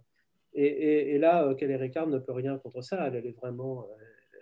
elle ne demande qu'à ce que son film sorte en salle. Mais voilà, il y a un pouvoir de l'argent du côté de Netflix qui achète des films. Et encore une fois, ce n'est pas parce que ça n'intéresse pas les distributeurs. C'est d'ailleurs un film donc le film First Cow de Kelly Reichardt, qu'on voulait montrer au Festival international du film d'histoire, parce que c'est un film qui parle en plus du 19e siècle, qui était le thème de l'édition annulée de cette année. Mais encore une fois, des soucis monétaires nous empêchent de le faire. Et donc Thomas, vous mentionniez le film de Sofia Coppola, sorti sur Apple. Et donc c'est un film qui s'appelle On the Rocks pour les spectatrices et les spectateurs. Alain, un mot sur cette question-là, sachant que Positif, j'imagine, a un attachement particulier à la salle, d'autant qu'il y a un ciné-club. Oui, je suis très attaché à la salle. Au Grand Action. Je fréquente à Guémené, quand je suis en vacances, un cinéma qui s'appelle le Ciné-Rock, qui est largement subventionné par la municipalité, qui fait un travail remarquable parce qu'il essaye d'équilibrer. Il y a beaucoup d'anglais dans la région. En montrant des films américains en version originale, et il montre aussi des films chinois en version originale. Si, quand j'avais 20 ans, on m'avait dit « Tu verras un jour à Guémené-sur-Scorff, ville de 2000 habitants, des films chinois en version originale », j'aurais dit « Arrêtez de vous payer ma tête, c'est pas possible. » Bon. Or, c'est le cas. En revanche, j'habite ici près de Paris, à Goussainville, ville de 30 000 habitants, où il n'y a pas un seul cinéma. Et par conséquent, si les gens veulent voir quelque chose sur grand écran, il faut qu'ils aillent dans un centre d'achat où ils ne verront que des blockbusters américains et des Disney pour les enfants. Et donc, il se crée un nouveau partage parmi les spectateurs. On a parlé très bien, je n'ai rien à ajouter là-dessus, de la question de la production et des grands cinéastes qui sont privés de studios. Mais ce qui est très important aussi, c'est le rôle des spectateurs dans cette affaire-là. Les spectateurs n'ont pas le choix, en réalité, dans une ville où il y a beaucoup de monde, comme Goussainville, il n'y a pas de cinéma. Bon, en province, c'est peut-être un petit peu plus facile, paradoxalement. Évidemment, à Paris, c'est très facile. Mais la banlieue est un milieu extraordinairement défavorisé. Bon. Et donc, il se crée probablement un effet de génération autour de cela. Il existait avant, mais il a été accentué. C'est que les gens de moins de 30 ans ne connaissent pratiquement, en général, que le cinéma américain. Ils veulent des films d'action. Et effectivement, la question, ils se demandent pourquoi on verrait un film intimiste sur un grand écran.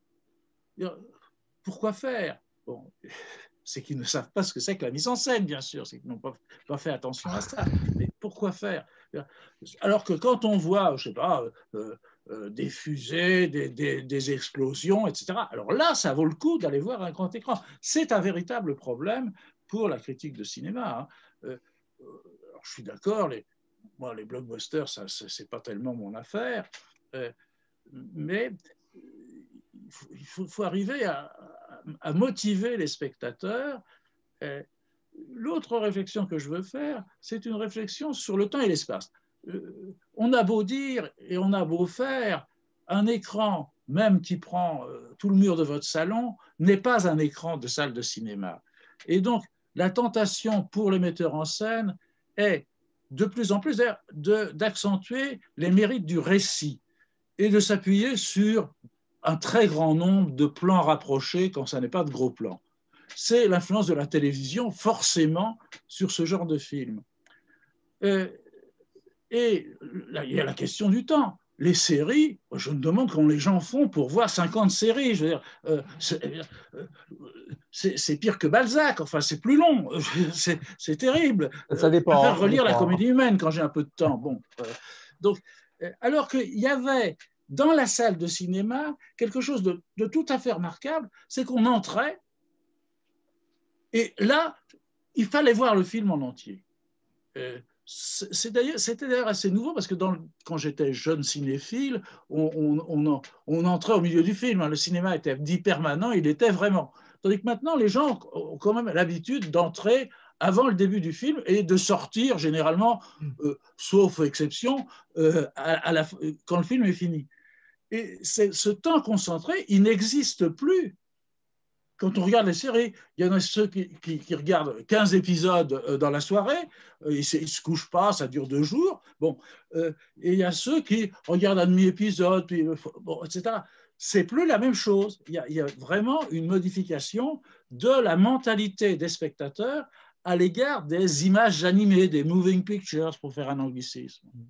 C'est très important. Moi, je voudrais juste réagir sur ça vite fait parce que En 1 minute, toi, en une parce minute, qu'on ouais. n'est pas très... Non, mais ça me fait penser à ce que disait Serge Toubiana il y a quelques années où il disait que la cinéphilie ne pouvait jamais, par exemple, se créer sur Internet et qu'en gros, il fallait que la cinéphilie se crée d'abord dans une cinémathèque ou dans une salle de cinéma. Et je suis pas du tout d'accord avec ça parce que je pense que ce soit Marc ou moi, on est quand même très jeunes et on côtoie aussi des gens qui ont 20 ans, 18 ans et c'est vrai qui ont vu énormément de films par Internet et qui ont des cinéphilies extrêmement riches et variées. Donc, je pense que voilà, il faut pas penser que la salle est uniquement un temple exclusif pour le cinéma et qu'il y a aussi une nouvelle génération qui arrive et qui passe aussi par Internet parce qu'elle est née avec Internet et qui peut très bien aussi se familiariser avec le cinéma. Et c'est pas pour autant qu'elle n'ira pas en salle après, mais il faut faire attention, je pense aussi à ça, à pas tomber trop dans dans les critiques. Non, mais je voulais accentuer le... Non, mais après, tu as raison. Hein, mais... Ça dépend de quel type de spectateur on parle, parce que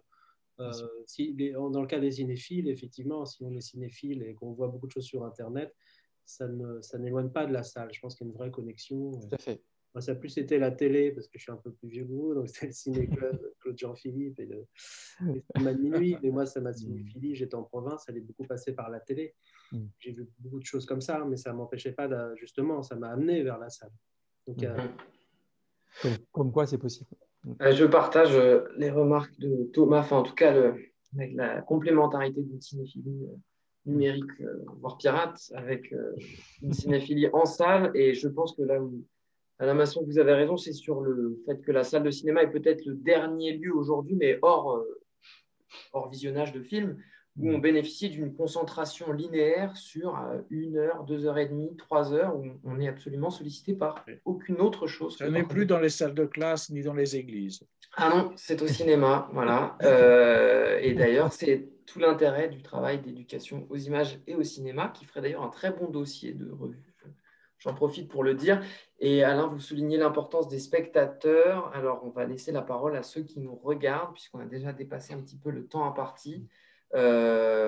Si vous avez des questions, mesdames et messieurs, n'hésitez pas à les poser par les petits icônes en bas de votre écran, questions-réponses, discussions, et je les ferai remonter à nos invités de ce soir, que j'en profite pour remercier. Et en attendant d'avoir vos questions, si vous me laissez 1 minute simplement, Marc, il est impossible de dire que vous n'êtes pas attaché à la salle de cinéma, vous y êtes tellement attaché que vous avez poursuivi l'aventure de Revue et Corrigé jusqu'à la distribution de films en salle. C'est quand même la meilleure idée du monde en 2020. Vraiment, j'ai eu du flair. En pleine pandémie, oui. Non, je suis assez fier de moi. Non, c'est juste que dès qu'on a créé la revue, on a eu un attachement assez fort à la salle parce qu'on voulait, c'est un peu galvaudé de dire ça comme ça, mais bon, créer beaucoup d'événements autour de la revue, des rencontres en salle, des projections, programmées par-ci par-là. Pendant un an, à un moment, on a tenu une sorte de ciné-club à la Fondation Jérôme Sédou-Pathé, où on passait des films du catalogue Pathé, donc René Clair, du Vivier ou d'autres. Et c'est des événements qui remportaient pas mal de succès et qui permettaient surtout d'attirer, on va dire, les 2 publics principaux de Revue et Corrigé, mais qui sont les cinéphiles un peu chevronnés et aussi beaucoup de jeunes qui connaissent pas forcément bien du Vivier, et qui venaient par curiosité et qui ont découvert la fête à Henriette et qu'on trouvait ça absolument fantastique. Et donc, fort entre guillemets de ce succès, on s'est dit pourquoi on ne ferait pas ça sur des films entre guillemets à nous, pas des films qu'on a réalisés ou produits, mais des films dont on pourrait acquérir les droits et qu'on pourrait montrer sous un label Revue et Corrigé, qu'on pourrait montrer comme on l'entend, avec l'accompagnement qu'on entend.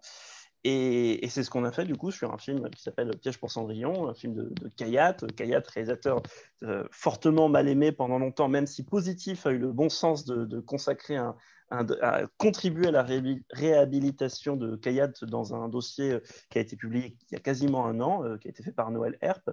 Et donc voilà, et donc c'est un film qu'on a découvert au Festival Lumière il y a 1 an. On tombait un peu amoureux de manière irrationnelle du film et on a décidé de l'acquérir auprès de Gaumont, qui est l'ayant droit, et de le ressortir en salle. Ça devait avoir lieu en octobre et il y a eu quelques projections par-ci par-là, mais pour le reste, c'est décalé à 2021. Dont la projection à Pessac qui devait avoir lieu. Tout à fait, on s'est engagé. Il y aura effectivement une projection du film à Pessac. On sera ravis de le montrer aux spectatrices et spectateurs une fois qu'on aura réouvert. C'est un super film. Ah, bon, bah merci. Et oui, et la 7e association est partenaire, j'ai oublié de le dire. Mais... Oui, non, mais au-delà de ça, à titre personnel, je trouve ça très bien. Voilà. Mais ce sera l'occasion de vous réinviter à ce moment-là. Alors. Ouais, avec plaisir. On serait ravis.